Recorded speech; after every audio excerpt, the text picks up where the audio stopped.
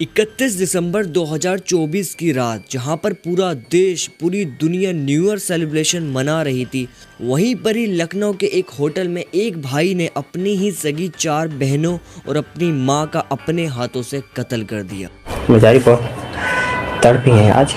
इनके हाथ काटे मैंने गला दबाया इनका मैंने।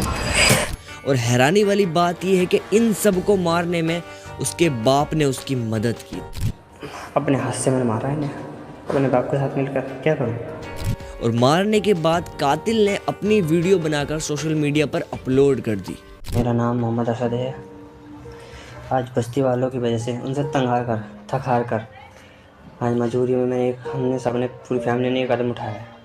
जी, जब पुलिस को एक वीडियो मिले तो आप एक बात जानिए, इस सब चीज़ों की जिम्मेदारी बस्ती वाले हैं। उन्होंने हमारे घर छीनने के चक्कर में न जाने कितने हम लोग पर जुल्म करे। हमने आवाज़ उठाई लेकिन हमारी किसी ने न सुनी। योगी जी से ये गुजारिश है कि इन जैसे मुसलमान कहीं मत छोड़ो। आप अब जो कर रहे हो बहुत बढ़िया कर रहे हो। हमारी मौत के जिम्मेदार सबसे मेन जो इंसान है वो पूरी बस्ती है। मजबूरी में अपनी बहनों को मैं गला दबा के हाथ की नस काट के मारना पड़ा। इतना ज़रूर कहूँगा, अब आपकी मर्ज़ी, हमें जलाओ या दफनाओ, लेकिन ये इन लोगों को इंसाफ दिलाओ। बेचारी बहुत तड़पी हैं आज। इनके हाथ काटे मैंने, अपने गला दबाया इनका मैंने। अभी एक सबसे छोटी बहन है मेरी, बताओ।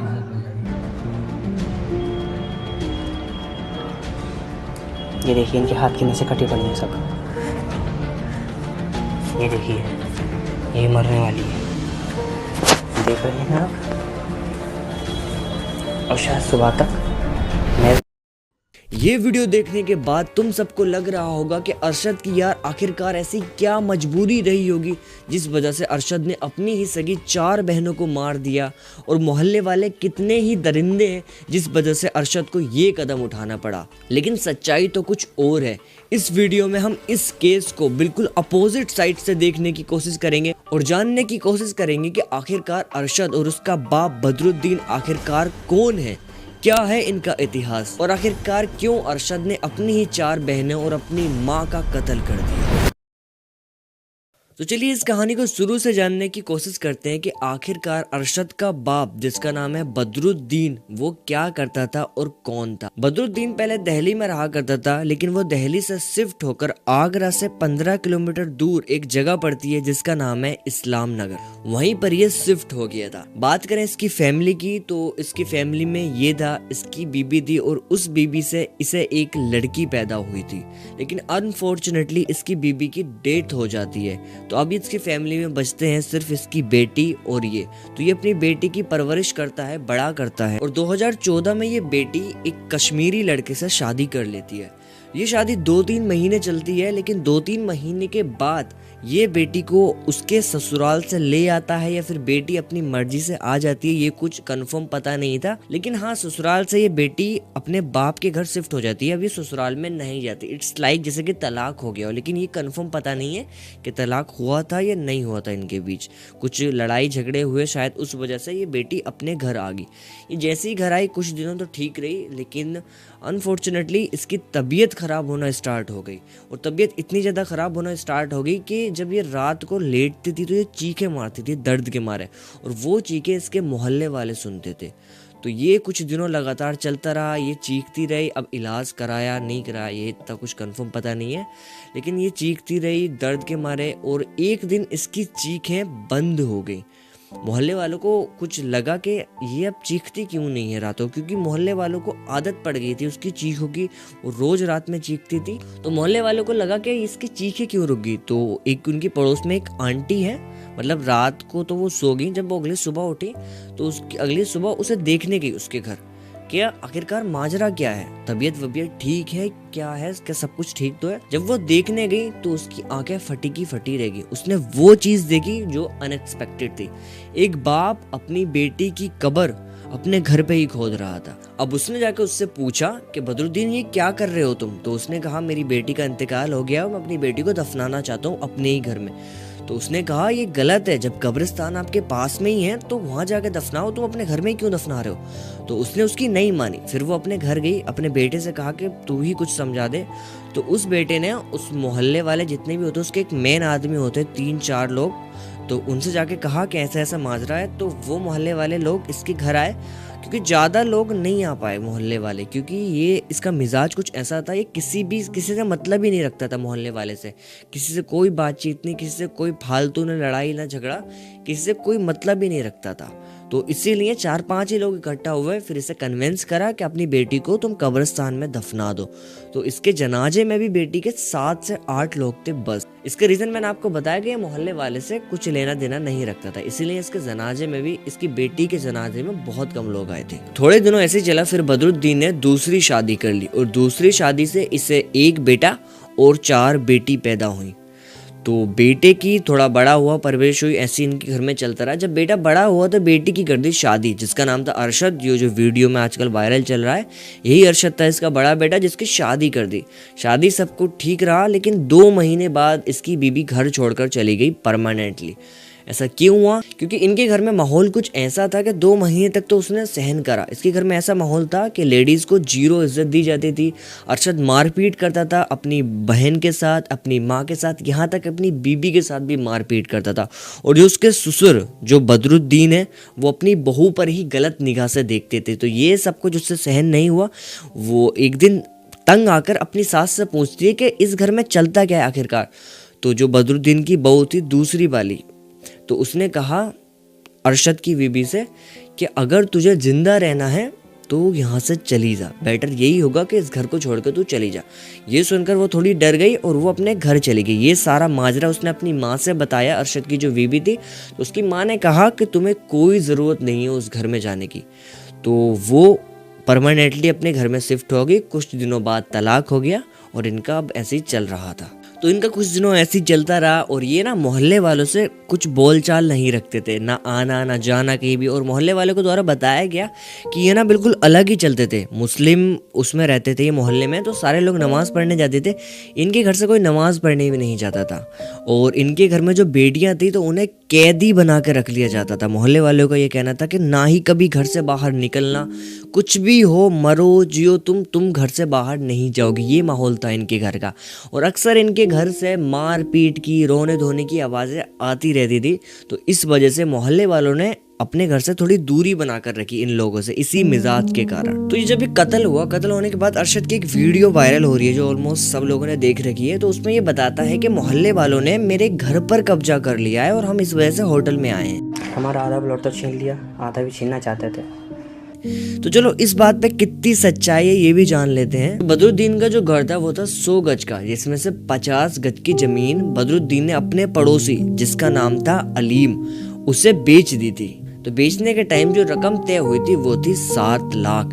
तो एज अ बयाना, जिसे हम लोग एडवांस मनी भी कह सकते हैं, वो बदरुद्दीन को 2 लाख कैश दे दी गई थी। 24 फरवरी को अलीम खान ने अपनी जमीन जो 50 गज की है, जो बदरुद्दीन से ली थी, उसकी रजिस्ट्री कराई और बाकी के बचे 5 लाख उसे चेक दे दिया।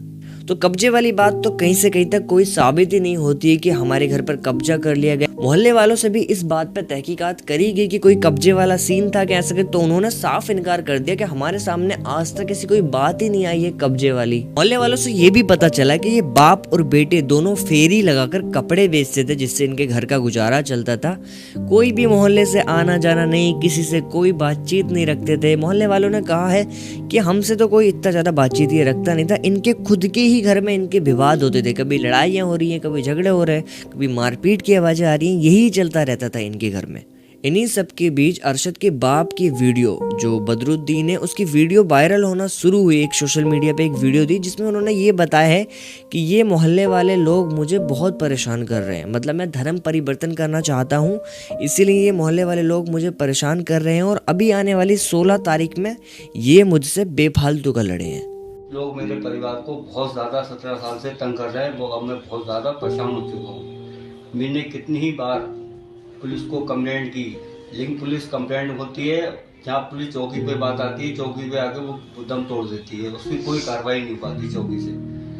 अभी 16 तारीख को, अभी जैसे 16 तारीख को उन्होंने मुझसे बेवजह झगड़ा किया। मैंने पुलिस में कंप्लेंट कराई तो शाम को हम पे दबाव डाल के पुलिस ऑफिसरों ने उसको समझौता करा लिया। अब इस वीडियो में ये जो शब्द इन्होंने कहे हैं, इस बात में कितनी सच्चाई है, चलिए ये भी जान लेते हैं। तो ये जो सारा अब केस चल रहा है मर्डर का, इस टाइम ही ये वीडियो ज़्यादा देखी गई। तो ये सब कुछ जानने के लिए कि 16 तारीख का ऐसा क्या कांड हुआ था, मतलब क्या सीन रहा था, वो सब कुछ तहकीकात करने के लिए इनके जो पास में चौकी है वहाँ जाया गया। तो वहाँ के जो एक पुलिस वाले हैं, एसपी हैं शायद, उनसे ये पूछा गया कि 16 तारीख का क्या केस था। तो जब उन्होंने ये स्टोरी बताई कि 16 तारीख की आखिरकार क्या माजरा रहा, तो वो पूरा उल्टा था। उनके बताए हुए ये सब थे कि जब 16 तारीख की रात को इनका एक पड़ोसी है आफ्ताफ, उसके घर में मेहमान आए थे टेम्पो से। तो मेहमान जब जाने के लिए टेम्पो में बैठे तो अनफॉर्चुनेटली टेम्पो उसकी दुकान में चला गया, जो उसके घरों के नीचे दुकान पड़ी हुई थी, मतलब दुकान बनी हुई थी। उस दुकान में अरशद का और इसके बाप का कुछ किराना का सामान था, जिसकी वजह से वो सामान फैल गया। जब वो फैला, अरशद और इसके बाप आगे इनसे लड़ने झगड़ने लगे, थोड़ी मतलब गुस्से में आगे से बोलने लगे कि ये ऐसा है वैसा है क्यों। तो इन सब के बीच सुन के पुलिस को कॉल लगा दी अरशद ने। 112 नंबर पर पुलिस आई, जाकर सारा मामला देखा तो वहाँ पर पुलिस को दिखा कि इसमें कोई ज़्यादा बड़ी किसी की गलती नहीं है। वो जो टेम्पो गया वो धोखे से उसकी दुकान में चला गया है और उसकी दुकान में इतना भारी कुछ नुकसान भी नहीं हुआ है। और दूसरी तरफ जो आफ्ताफ है, जिसके घर मेहमान आए थे, वो कह रहा है कि तुम्हारा जितना भी नुकसान हुआ है मैं भरपाई करने के लिए तैयार हूँ। इसी वजह से पुलिस ने ज़्यादा एक्शन नहीं लिया और एक दूसरे से बातचीत करा के मामला सुलझा लिया। इसके बाद इनके घर में एक लड़ाई और होती है 18 दिसंबर 2024 को, और वो किस बात से होती है, इनके घर के नीचे कोई बंदा साइकिल खड़ी कर देता है। बस ये उसी बात से चिढ़ जाते हैं। तो फिर विवाद इतना ज़्यादा बढ़ जाता है कि मोहल्ले वाले सुलझाने के लिए आते हैं। तो अरशद का बाप बदरुद्दीन अपनी छत पर चढ़कर इन मोहल्ले वालों के ऊपर पत्थरबाजी करता है। हालांकि मोहल्ले वालों ने बात आगे नहीं बढ़ाई थी, ना ही पुलिस केस करा, नहीं कुछ करा, यही मामला सुलझ गया।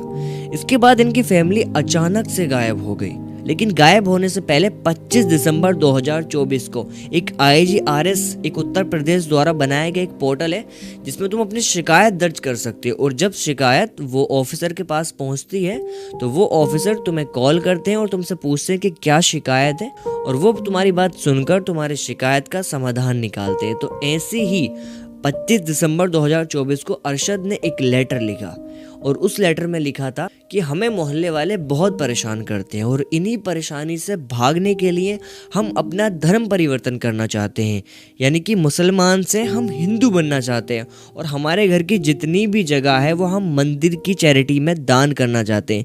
हम चाहते हैं कि हमारे घर में एक मंदिर बने। ये सारा मामला सुनकर पुलिस ने अरशद की फैमिली को कांटेक्ट करने की कोशिश की, लेकिन फ़ोन उठाया अरशद ने और अरशद ने आंसर दिया कि हम अभी लखनऊ आए हुए हैं, जैसे ही हम वापस आएंगे तुमसे जरूर मिलेंगे। लेकिन इससे पहले वो मिलते 31 दिसंबर 2024 की रात को, जहां पर पूरी दुनिया, पूरा देश न्यू ईयर सेलिब्रेशन कर रहा था। हालांकि तुम और मैं सब लोग न्यू ईयर सेलिब्रेट कर रहे थे, वहीं पर उसी रात में लखनऊ के एक होटल में एक बाप और एक बेटा अपनी ही 4 बेटियों को और अपनी ही बीवी को मारने की साजिश रच रहा है। वो दोनों बैठ के प्लानिंग बना रहे थे कि कैसे इन्हें मारा जाए। जितनी भी वहाँ पर 4 लड़कियां और एक उसकी वाइफ थी, उनके खाने में कोई भी नशीला पदार्थ मिला दिया गया। अब वो नशीला पदार्थ शराब थी या फिर कुछ नशीला पदार्थ था, ये तो पोस्टमार्टम आने के बाद ही पता चलेगा। तो जैसे ही खाने में वो जहर नहीं, जो नशीला पदार्थ मिलाया, उससे वो थोड़े बेहोश हो गई। वहीं पर बेहोश होने के बाद किसी का गला दबाया, किसी के हाथ की नस काटी, किसी के मुंह में दुपट्टा देके उसे मार दिया गया। इसके बाद अरशद को अरेस्ट कर लिया गया और उससे पूछा कि तेरा बाप कहाँ पर है। तो उसने वहाँ पर एक नई स्टोरी बनाना शुरू कर दिया। अब ये स्टोरी है, ये सच्चाई है, इसमें हम कुछ कह नहीं सकते।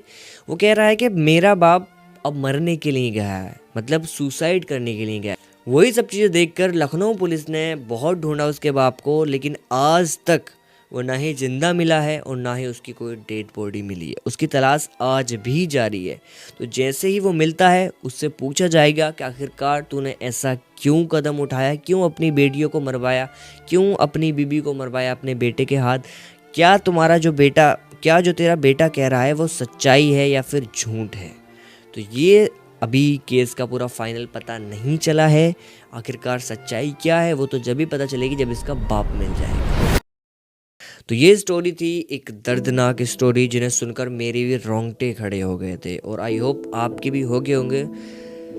इस स्टोरी से हमें ये पता चलता है कि यार इंसानियत ख़त्म हो गई है। कहाँ बची है इंसानियत? खुद के घर में खुद की बेटी सेफ नहीं है, क्या इंसानियत बची है? खैर चलिए, मेरा चलने का वक्त हो गया है।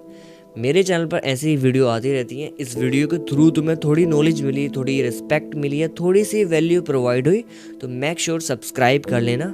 चलिए मैं मिलता हूँ आपको किसी अगली वीडियो में, तब तक के लिए धन्यवाद।